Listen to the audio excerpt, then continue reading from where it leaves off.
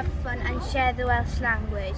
In the shop, leisure centre, work, school, playing fields, or with your friends, online or face-to-face. Shwmae actually means how are you, but in Welsh it can be used as a greeting like alright.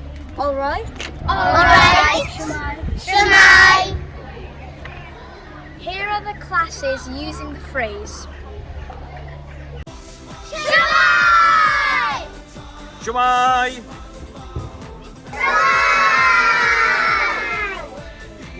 Shwmae!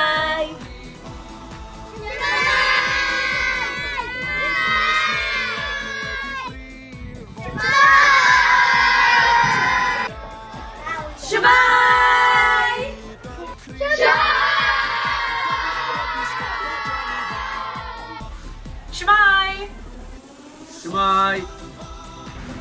Shwmae! Shwmae!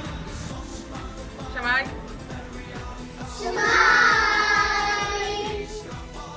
Shwmae! Shwmae! Shwmae! Shwmae! Shwmae!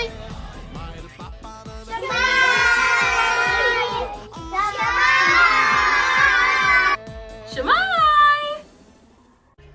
Here are some phrases you can learn to speak in the house. Good